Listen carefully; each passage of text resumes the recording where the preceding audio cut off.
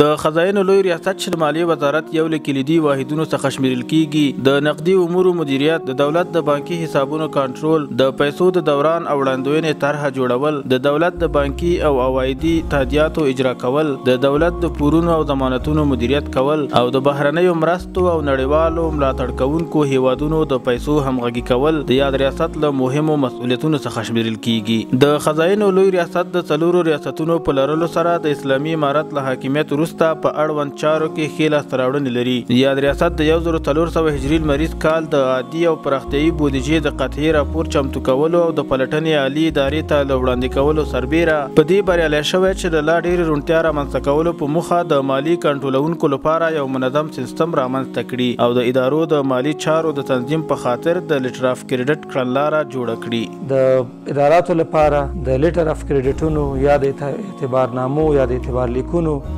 د پروسس کولو لپاره د هغې طرز العمل جوړ شوی چې د هغې په اساس ادارات کولی شي چې خپل لیټر اف کریډټ په څه طریقه باندې جوړ کړي، په څه طریقه باندې هغه تعدیل کړي، په څه طریقه باندې هغه لغوه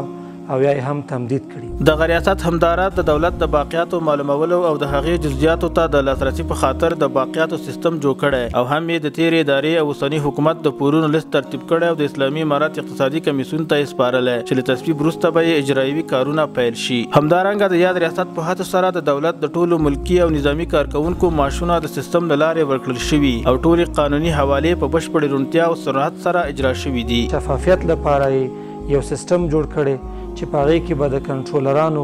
ټولې حوالې چې څومره هغوی کنټرول کړي دي هغه به په هغې کې معلومیږي، د هغې معلومات به په هغې کې درج کیږي او حتی په هغې کې موږ داسې کولی شو چې د مالي رئیسان د اداراتو ته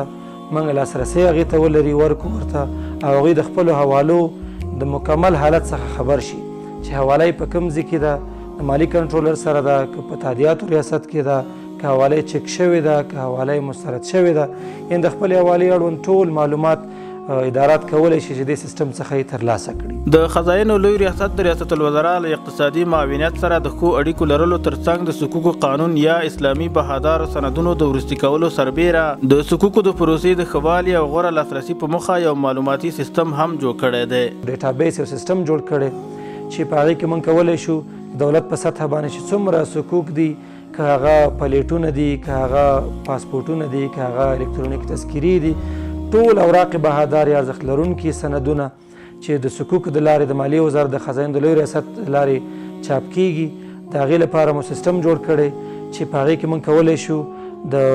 د صکوکو اړوند مکمل حسابي، د صکوکو اړوند مکمل معلومات ترلاسه کړو. د یاد ریاست د نویو ګمارل شویو کارکوونکو د ظرفیت لوړونې لپاره د افمس سیستم، قوانینو، تعلیمنامو، اصولپاڼو، کړنلارو، د بودیجې د اجرا او قطعې په تړاو ګټور روزنیز ورکشاپونه هم ترسره کړي دي. د یادونې وړ ده چې د خزاینو عمومي ریاست د فری بیلانس شرکت سره د اړیکو د پرې کولو باوجود بریالی شوی چې په مرکز او مصروفیتونو کې د افمس سیستم اړیکه ټینګه کړي او 114 میلیارد افغانۍ عادي او پراختیایي بودیجه په مصرف ورسوي.